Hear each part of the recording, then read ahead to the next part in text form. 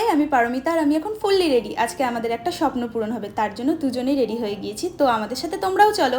কোথাও যেতে গেলে শাহাবুবি কিন্তু রুম লক করে, তাই সব কিছু লক করে আমরা বেরিয়ে পড়লাম। আমাদের এখন কোথাও যেতে গেলে পার বাস এই দুটোই ভরসা, তাই বাস লেট করাতে একটু চা বিস্কিট খেয়ে নিয়েছিলাম। তারপর বাসে উঠে পড়লাম, আর যেখানে যাচ্ছি সেখানে যেতে গেলে প্রথমেই একটা সাই মন্দির পড়ে। শুভ কাজে যাচ্ছি বলে বাস থেকেই সাইজিকে একটু প্রণাম করে নিলাম। আজকে আবার 29 মার্চ, কি আবার খারাপ দশা শুরু হবে এই ভেবে একটু টেনশনেই ছিলাম। বেশ সুন্দর পাহাড় দেখতে দেখতে পৌঁছে গেলাম শোরুমে। শুভম অনেকদিন ধরে বাইক নেবে বলছিল, আর ভুবনেশ্বরে এসে আমাদের বাইক না থাকার কষ্টটা হেঁটে হেঁটে কিন্তু বেশ ভালোই বুঝতে পেরেছি। তো আজকে গিয়েছিলাম গাড়িটা বুক করতে, আইডেন্টিটি ডকুমেন্ট নিয়ে যাওয়া হয়নি বলে সেদিন আর ডাউন পেমেন্টটা করা গেল না। নেক্সট মান্থে মা বাবা আসছে, তখন গিয়ে ডেলিভারিটা নিয়ে নেব।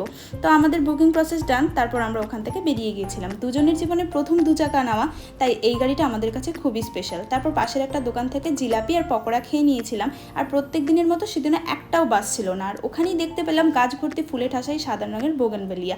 আর এই আমগুলো দেখে একটু ম্যাঙ্গো জুসও খেয়ে নিয়েছিলাম। তারপর বাড়িতে এসে ফ্রেশ হয়ে নিয়েছিলাম, ভিমার থেকে এই স্ক্রাবার আর বেসিক টপটা নিয়েছিলাম। তো টাটা সবাইকে।